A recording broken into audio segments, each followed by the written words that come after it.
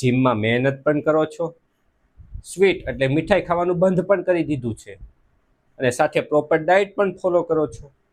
એકવાર સ્વીટની પ્લેટમાંથી સ્વીટ બોલ્યું કે તમે મને ખાઈ લો, પરંતુ તમે શું કહ્યું? ના ભાઈ, વજન વધી જશે.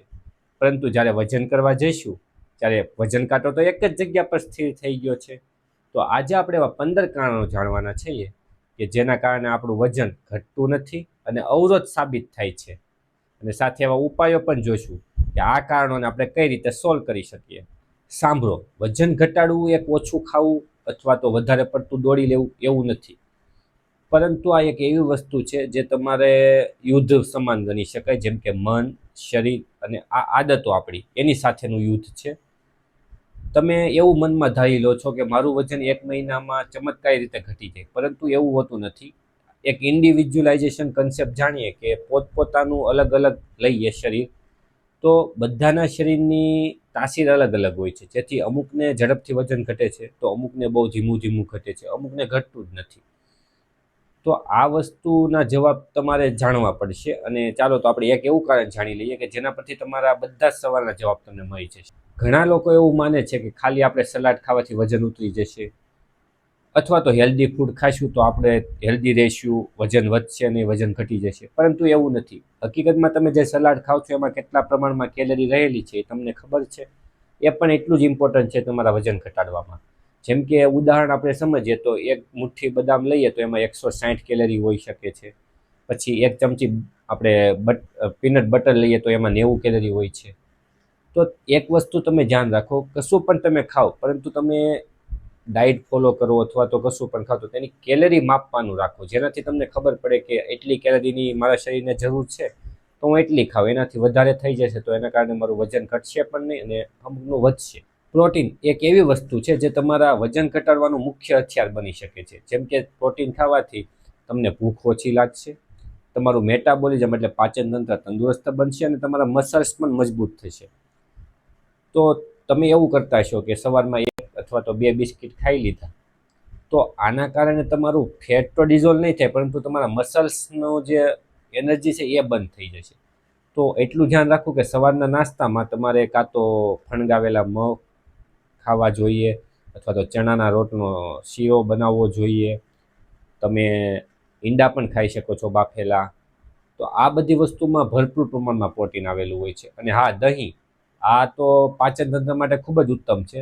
આ બધી જ વસ્તુમાં પ્રોટીન રહેલું છે, તો આ વસ્તુ તમે સવારમાં ખાઈ શકો છો. ઘણા લોકો ભૂલ કરે છે, જેમ કે મારી પાસે અમુક પેશન્ટ આવે તો એવું કહે છે કે વજન ઘટાડવાનું હું તો ભૂખી રહું છું, ખાતી જ નથી, અથવા તો થોડુંક જ ખાય છે. પરંતુ હકીકતમાં આ વસ્તુ ના કરવું જોઈએ. આના કારણે આપણા શરીરની અંદર કેટલાક બીજા ખરાબ ચેન્જીસ પણ આવી શકે છે. અને આપણું શરીર એવું વિચારી લે છે કે આ તો ભૂખમરાની સિચ્યુએશન આવી ગઈ છે, તો મારે આ બધી વસ્તુને ભેગી કરવી પડશે. તો એ ચરબી સ્વરૂપે આ બધી વસ્તુને ભેગી કરશે, એના કારણે તમારામાં વજન વધશે. તો એક વસ્તુનું ધ્યાન રાખો, પૌષ્ટિક ખોરાક ખાઓ, થોડા બાઇટમાં ખાઓ, થોડું ખાઓ, પરંતુ ભૂખ્યા ના રહો. તો શું તમે ડેઈલી 30 મિનિટ ચાલવા જાઓ છો? જાઓ, એનો વાંધો નથી, પરંતુ તમે રેગ્યુલર અમુક ટાઈમ સુધી કરશો વોકિંગ 30 મિનિટનું, તો તમારું શરીર આ વસ્તુ માટે હેબિચ્યુઅલ બની જશે કે આ તો મારે ડેઈલીની એક આદત પડી ગઈ છે અને આ મારે કરવાનું છે.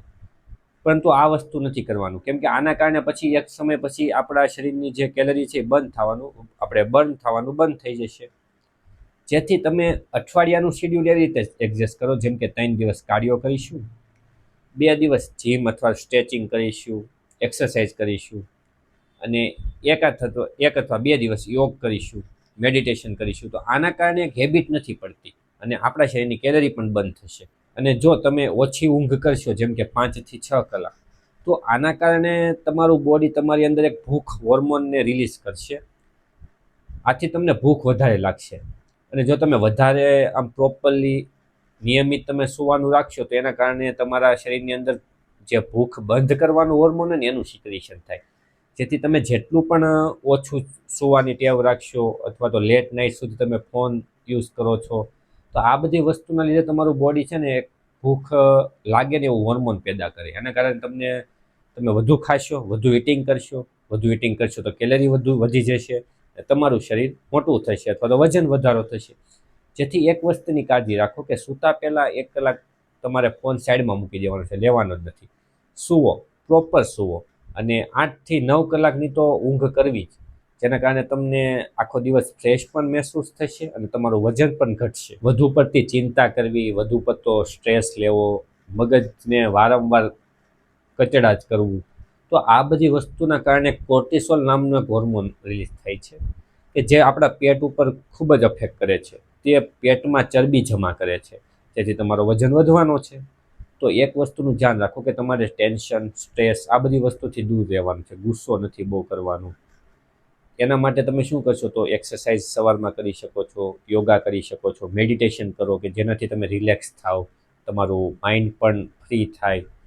આ બધી વસ્તુ કરવાથી તમારા પેટમાં ચરબી જમા નહીં થાય, કેમ કે કોર્ટિસોલ હોર્મોન તો રિલીઝ થવાનો નથી.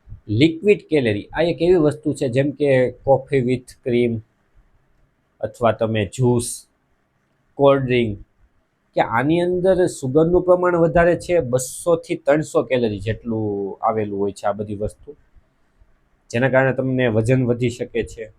તો આ બધી વસ્તુથી તમે દૂર રહો. એના બદલે તમે પાણીનો ઇન્ટેક વધારી દો, નારિયેળ પાણી પીવો, અને જ્યુસ પીવાના બદલે તમે ફ્રૂટ ખાવાનું રાખો, કેમ કે ફ્રૂટની અંદર વધુ ફાઈબર આવેલા હોય તો તમારું પાચન શક્તિ અમુકની તંદુરસ્ત થાય. અને જો તમે જ્યુસ પીશો તો 2 ફ્રૂટ, તમે એક ફ્રૂટ ખાઈને તમારું પેટ ભરવાનું, એના બદલે તમે 2 ફ્રૂટ ભેગા કરીને એનું જ્યુસ બનાવશો અને અડધો ગ્લાસ જ્યુસ નીકળશે તો એ તમે પીશો. અને એમાં સૌથી વધારે પ્રમાણમાં સુગર આવેલું હોય છે. તો આ સુગરને આપણે નથી લેવાનું, કેમ કે સુગર આપણે ઇન્ટેક ખૂબ જ ઓછો રાખવાનો છે, નકર તો તમારું વજન તો વધવાનું જ છે ઘટવાના બદલે. અમુક લોકો છે ને પ્રોપરલી નથી ખાતા, જેમ કે અમુક લોકો વહેલા ખાઈ લે તો અમુક લોકો મોડા ખાઈ લે. ક્યારેક વહેલું ખાવાનું થઈ જાય, ક્યારેક મોડું ખાવાનું થઈ જાય. પરંતુ તમને ખબર છે કે આપણું શરીર માટે એક આંતરિક ક્લોક જેવું અંદર રહેલું છે કે તમારે ફિક્સ ટાઈમે જ ખાવું જોઈએ. જેમ કે સવારનું ભોજન તમે આપણે સવારનો નાસ્તો તમે 8 વાગે કરતા હોય તો ડેઈલી તમારે 8 વાગે કરવાનું રાખવું જોઈએ. 5-10 મિનિટ આમ તેમ થાય તો ચાલે. આ રીતે જ તમારે આખો દિવસનું શેડ્યુલ સેટ કરવાનું છે. સવાર હોય કે બપોર હોય કે સાંજ હોય, તો તમે નિયમિત ખાવાનું રાખશો અને ફિક્સ ટાઈમે રાખશો તો આના કારણે તમારા શરીરમાં ઓછી કેલરી જમા થશે, અથવા તો ફેટ જમા થશે, મોટાપો નહીં આવે અને વજન પણ ઘટશે. માર્કેટમાં મળતા જે પ્રોસેસવાળા ફૂડ છે, જેમ કે બિસ્કિટ છે, ફાસ્ટ ફૂડ છે, ફ્રેન્ચ ફ્રાય છે, કે આની અંદર સૌથી વધારે પ્રમાણમાં સોડિયમ હોય, સુગર હોય, અથવા તો ફેટ હોય, જે એકને એક તેલમાં વધારે તળેલું હોય, એની અંદર ટ્રાન્સ ફેટ આવવાનું જ છે. તો આ બધી વસ્તુ આપણા શરીરને નુકસાન કરે છે, મોટાપો લાવે છે. તો આના બદલે કોઈ તમે ઘરે એવી વસ્તુ બનાવો કે જે સ્વાદિષ્ટ પણ હોય અને તાજી વસ્તુ હોય, જે ઘણા સમય પહેલાં ના બનાવેલી હોય, જેથી તમને તમારા શરીર તો હેલ્ધી રહેશે પણ વજન પણ ઘટશે. ઓછું પાણી પીવું.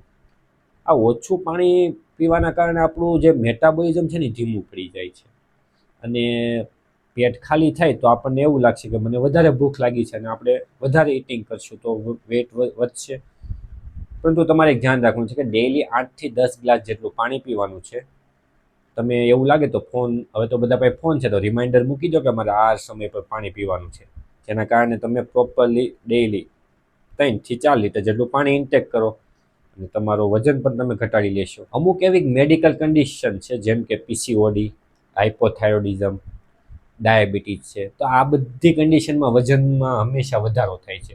એટલે આ બધા રોગો છે ને તમારા વજન ઘટાડવામાં ખૂબ જ અવરોધરૂપ સાબિત થાય. તો આના માટે તમારે ડૉક્ટરની સલાહ અવશ્ય લેવાની છે. મેડિસિન લો, જેનાથી તમે ડિસઓર્ડરને અથવા ડિઝીઝને તમે સારો કરશો અને તમારું વજન પણ ઘટી જશે. દિવસભર બેઠું રહેવું એક જ જગ્યા પર, બેઠારું જીવન હોય અમુક લોકોનું, આમ ચાલવાનું ના થતું, એક જ પોઝિશનમાં બેઠા બેઠા કામ કરવાનું હોય, કાં તો અમુક લોકો કામ જ ના કરતા હોય તો એક જ જગ્યા પર બેઠા રહે. આવું નથી કરવાનું. એવું લાગે તો તમે જે પોઝિશનમાં બેઠા છો અમુક સમય સુધી, તો 5 થી 10 મિનિટ ઊભા થાવ, થોડુંક વોકિંગ કરી લો. આના કારણે તમારા મસલ્સ પણ થોડાક રિલેક્સ થશે અને તમને સ્ટ્રેચિંગ પણ મળી જશે અને તમને ફ્રેશનેસ જેવું પણ લાગશે. આલ્કોહોલ થોડું પીવો તો હેલ્ધી છે, પરંતુ અમુક લોકો ઓવરડોઝમાં વહી જાય. તો આના કારણે કેટલાક લીવરના ડિસઓર્ડર થાય, પેટમાં પાણી ભરાય, અસાઇટિસ કહેવાય. તો આના કારણે તમને ઓબેસિટી આવી શકે, ફેટ જમા થાય લીવરની ફરતે, લીવર પર હોજા પણ આવે. તો આ તમારા શરીરને ફાયદો તો નથી જ કરવાનો, પરંતુ નુકસાન જ કરવાનું છે. પણ તમે અમુક માત્રામાં થોડીક પીવો તો ફાયદામંદ સાબિત થવું હોય તો થાય, પરંતુ લિમિટ બારું ક્યારેય ના જવું. શું તમે પણ ટીવી જોતા જોતા નાસ્તો કરો છો? તો ટીવી જોતા જોતા નાસ્તો કરવામાં આપણને ખુદને જ ખબર નથી રહેતી કે આપણે કેટલું ખાઈ જઈએ છીએ, કેમ કે આપણું ધ્યાન તો ટીવીમાં હોય છે અથવા મનોરંજન પણ હોય છે. તો એક વસ્તુની કાળજી રાખો, કોઈ એવી જગ્યા પર બેસો, ડાઇનિંગ ટેબલ ઉપર, જ્યાં તમે તમારે જેટલું ખાવું છે કે એટલી કેલરી ખાવી છે તો એટલું લો અને તમે શાંતિથી ખાઓ. પરંતુ જ્યારે ટીવી જોતા જોતા ખાશો તો આના કારણે આપણે નકરું ખાધા જ કરીશું કેમ કે આપણું ધ્યાન તો ટીવીમાં છે. એક ઓવર ઇટિંગ છે જેના કારણે તમારું વજન પણ વધી શકે છે. શું તમે પણ આવું કરો છો કે 3 દિવસ પ્રયત્ન કરો અને પછી 4 દિવસ તમે પ્રયત્ન છોડી જ દો? આ વસ્તુ નથી કરવાની. એક ફિક્સ તમે મગજમાં વિચારી લો કે મારે આ 3 મહિના અથવા મારે આ 6 મહિના મહેનત કરવી જ છે વજન ઘટાડવાનું, અને ફોલો કરો પહેલેથી લઈને છેલ્લે સુધી એક જ સરખું. મારે વજન ઘટાડવો જ છે કોઈ પણ રીતે, વચ્ચે છોડવાનું નથી. જેમ કે 3 દિવસ પ્રયત્ન કરશું ને 4 દિવસ પ્રયત્ન નહીં કરીએ તો આના કારણે ક્યારેય વજન ઘટવાનું નથી. એક વસ્તુ તમે મનમાં ફિક્સ કરી નાખો કે મારે એટલી કેલરી લેવાની છે, પ્રોપર એક્સરસાઇઝ કરવાની છે, ઊંઘ બરાબર લેવાની છે, મગજમાં ટેન્શન તો બિલકુલ નથી લેવાનું, પ્રોટીનવાળી ડાયટને વધુ ફોલો કરવાની છે, અને એક વસ્તુને મારે અનુસરવાની છે કે જેને મારે નથી ભૂલવાનું. તો આ વસ્તુ તમે યાદ કરી લો તો તમારું વજન કમ્પલસરી ઘટવાનું છે. વજન ઓછું ના થવું એક કારણ નથી, પરંતુ વજન શા માટે ઓછું નથી થતું એના માટે બહુ બધા કારણો છે. તો આમાંથી તમે આ બધા કારણોને અનુસરો, ધ્યાનમાં લો અને તમારું વજનને ઘટાડો. અમારા વિડીયો તમને ગમ્યો હોય તો લાઈક કરો, તમારા ફેમિલી ફ્રેન્ડને શેર કરો, જેથી એ લોકોને પણ ઉપયોગી સાબિત થાય વજન ઘટાડવા માટે. અમારા કોમેન્ટમાં દર્શાવો તમારા મગજમાં જે પણ પ્રશ્નો થતા હોય વજનના રિલેટેડ, બધા તમે દર્શાવી શકો છો. અને આમાંથી તમે કઈ કઈ આદતો ફોલો કરવાના છે તે પણ દર્શાવો. ચેનલને સબસ્ક્રાઈબ કરવાનું ના ભૂલતા. અને આભાર આ વિડીયો જોવા માટે, અને આગળના વિડીયો પણ તમે આવી જ રીતે જોતા રહેશો.